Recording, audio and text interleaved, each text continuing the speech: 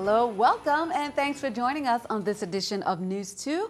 I'm Sandra Guman-Singh. Topping our newscast tonight, the year draws to a close, but the administration and the legislature continue to tackle financial issues. One of them, the operating agreement between the government and Atlantic Basin Refining, the company that's buying the oil refinery on St. Croix.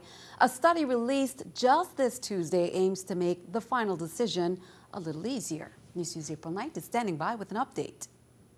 Sandy, as the Senate considers the Atlantic Basin Operating Agreement, the governor continues to push for its approval, anticipating economic gain. A study released on Tuesday by the VI Bureau of Economic Research seems to underscore that point. According to the report, the proposed operating agreement may generate over $1 billion in direct economic impact on the VI economy, primarily on St. Croix, and that's just in the first 36 months. The report states the restart phase alone could cost Atlantic Basin some $1.1 billion, and half of that amount would go to workers' compensation and materials and will be sourced directly from the territory. The Bureau of Economic Research states that this will create some 2,000 jobs. That's just on the upside, but even if they start with the baseline requirement in the deal with Atlantic Basin, which is 600 full-time employees and contractors, that's still going to create about $175 million annually in revenues to the territory. Again, those figures coming from the Bureau of Economic Research.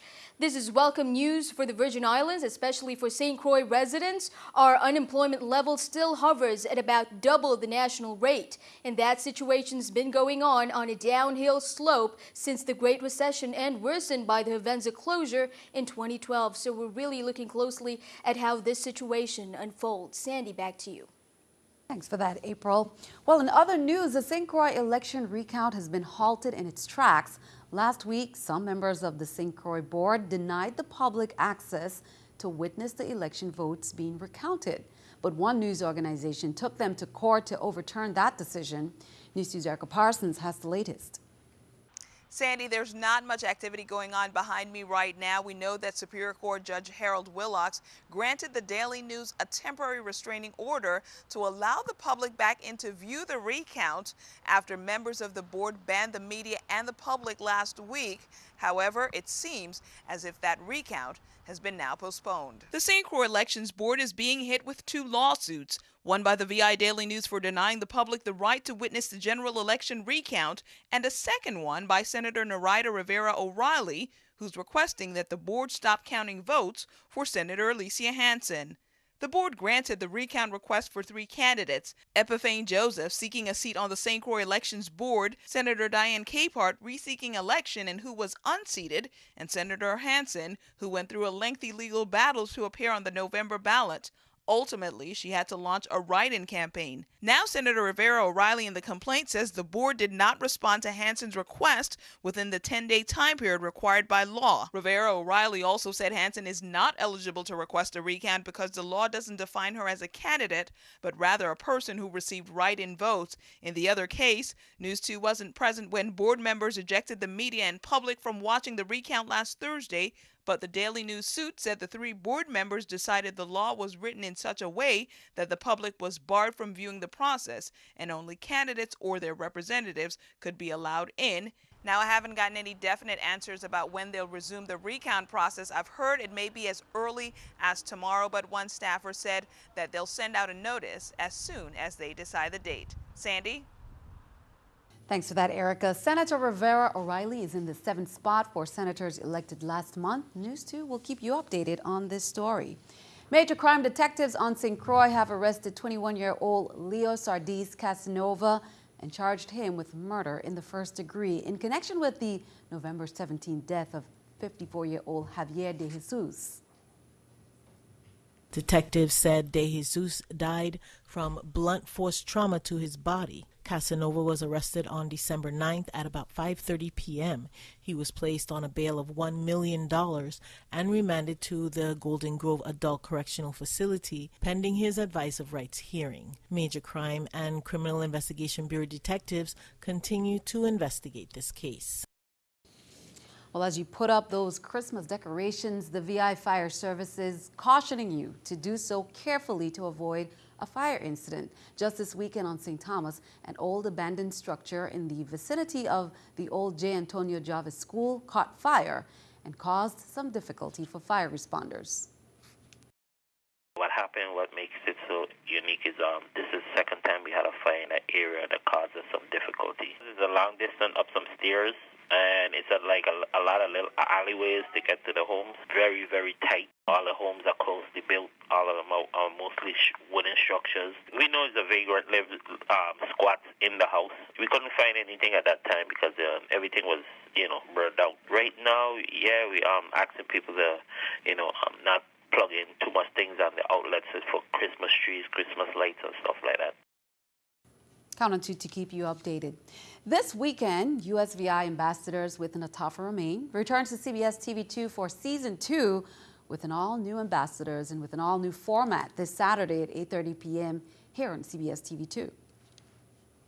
Sandy, we're really excited to be bringing Season 2 of USVI Ambassadors with Nataf Romaine, which kicks off this Saturday at 8:30 p.m. only on CBS TV2. And this season, we're stepping up our game a little bit. We are actually bringing you one ambassador per show, which gives you a little bit more time to learn more about our USVI ambassadors. This season, we're also excited to be bringing our show in closed captioning thanks to our sponsors at First Bank.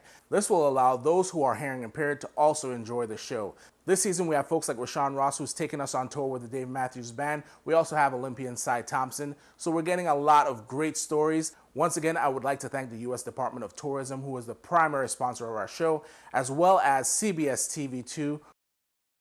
St. Croix's very own Caribbean Chef of the Year, Digby Stradiron, hosted a fundraising dinner last week at Government House. The 7-course dinner gala and wine pairing was held in conjunction with Chant. Now, the proceeds of the event benefit the James Baird Foundation Scholarship and the Chant Future Chef programs. All the proceeds from this dinner were donated to scholarship funds, so we did a 50-50 split. We worked with Chant. Chant is who brought me down last year, so the idea is to give back to the community, but also give back abroad, because the idea is we give our sites to these people so they can see what we're doing. We want people to be a part of our culture and what we're doing because it's so similar. And if we can work together with people that have those kind of credentials, then I feel like that's how we get forward in the next couple of years. And keeping our eye on the economy, nearly 1 in 5 Americans believe they will never get out of debt. That's double the number of people who felt that way last year. That's according to a new creditcards.com survey. 43% of Americans with debt expect to remain in debt at age 61. Delta will soon offer 5 ticket options, including basic economy, the least expensive. Passengers can pick their seat, go standby, or change flight.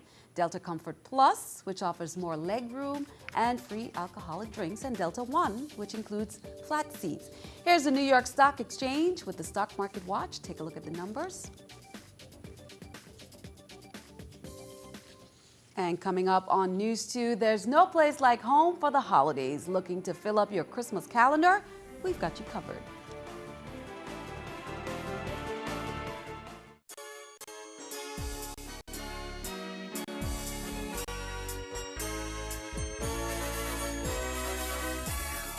Well, many are experiencing a real Caribbean Christmas over at Hovensa Mall. The main event was the official lighting of the huge Hovensa Mall Christmas tree, which took place a little earlier.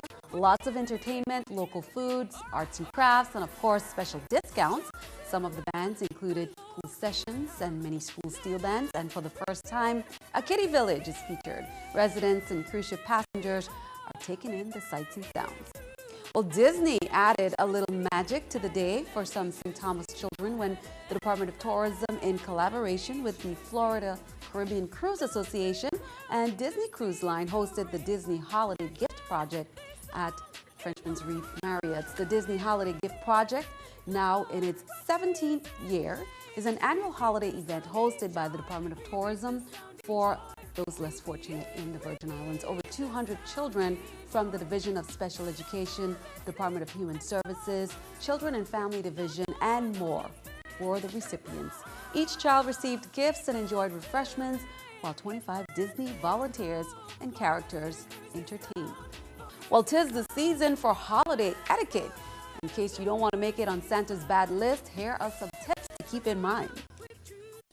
It's the time of the year where social settings are vital. With that in mind, here are some tips to be aware of. First, if you're attending a company party, dress the part. We have a lot of folks doing one thing and one thing only, socializing, going out, whether it be with family, whether it be with your job, but nonetheless you're going out and you're celebrating the holidays. Wear something that is appropriate, that represents your company. You don't want to be too revealing. Also, try to keep the drinking to a minimum. People ask, well, do I give my boss a gift? You've got to be very careful of that. You don't want to be appearing as though you're sucking up to your boss. Here are some tips for house parties. Don't arrive too early, nor do you want to leave too late. Keep in mind, arriving to the party, let's say 10 minutes before or so would be a good thing, but you don't want to arrive half an hour early. Now, if you're a host, that means you're the ones who put in the party together. You want to make certain that you have things in place for when your guests get there, having enough food for one, having a clean place, a clean, tidy, and attractive place. Be present, socialize, walk around, and introduce yourself. Avoid being connected to your Blackberries or your iPhones. Get engaged, walk around, meet people, extend your hand, shake someone's hand, get to know them, network. That's what it's all about. It's about socializing. And while I'm at it, let me just add, a lot of us go to a company party, but keep in mind, the company does not have to put a party for the staff. It's just a way of showing that they appreciate you. And before you leave, by the way, ask the hostess, do you need some help? May I help with the dishes? Etiquette is about respect, it's about consideration, and it's about honesty. Keeping those three principles in mind is going to help you to have a much more enjoyable time. Now, you can call Lisa at VI Etiquette to learn more about holiday etiquette, dining skills, communication skills, poise, posture, and much, much more. The number is 340-643-3149, or you can email vietiquette@gmail.com. Well, what are you wearing for New Year's Eve? How about something different and one of a kind? Well, the Winter Blue Fashion Festival is coming up on Saturday at Tutu Park Mall. Featured local designer Grace King shares more about her passion for fashion and why this event is being held to recognize the Family Resource Center. And I know there's no winter in St. Thomas, so we just decided that this would be a great theme and this would be a good concept. So we have the Tutu Park Mall in white and blue decorations, and I'm doing this, I'm really passionate about the Family Resource Center because they have given so much to me, and this is my way of just giving back to them, especially around Christmas time. We are so grateful not only to be a beneficiary of this event, but to also have one of our very own treasures return and be of support to others. I'm really excited, and others have been excited too, those who have approached, speaking about it, and so forth, so it's going to be spectacular. As Ms. Virgin, we always try to stay in positive events and really just inspire others, so hopefully everybody will come out December 13th and be a part of the show, whether you're in the audience or a model. When I see her, she's so passionate about her pieces and just helping others. She's really a lovely person, I must say, and it's a nice cause. Well, as we reported last Sunday, many attended the annual Christmas Spoken here at St. George Village Botanical Gardens. The event included live music by the Good Hope Country Day Chorus, Central High musicians, UVI Voices of Inspiration, and the Southgate Baptist Church, as well as the Calvary Baptist Joint Choir. Here's some music. It's the most wonderful time of the year. There'll be much mistletoeing and hearts will be glowing when loved ones are near. It's the most wonderful time. It's the most wonderful time. It's the most wonderful time of the year. Are indeed very great music to hear during the holidays. But what's a VI Christmas without the wonderful sounds of steel pan music playing your favorite carols? Well, on Saturday, 11 steel orchestras entertained St. Croix during this year's Pan Fest. The theme for the 20th anniversary celebration of pan music was nothing less but the best. Here are some of the sounds from that evening.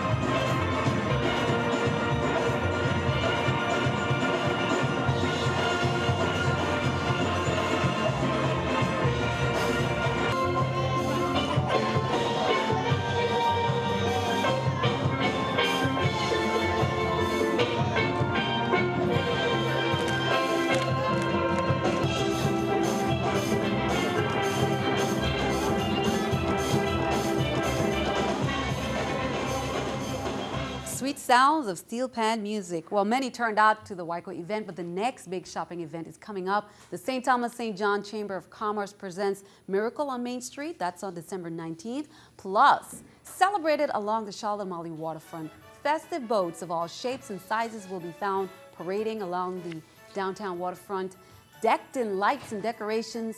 Tickles Dockside Pub will also play host to a holiday after party featuring the music of Barefoot Davis Band from 7 to 10 p.m. Now on St. Croix, this Saturday, you can also enjoy a boat show as well. The festivities on Christiansted Boardwalk begins at 1 p.m. At sunset. Seabourn Airlines will make their traditional flyby. Santa will arrive in the harbor, and the boat parade starts at 6 p.m., followed by fireworks. Be sure to stick around. Your News 2 Accurate Weather Forecast is coming up next.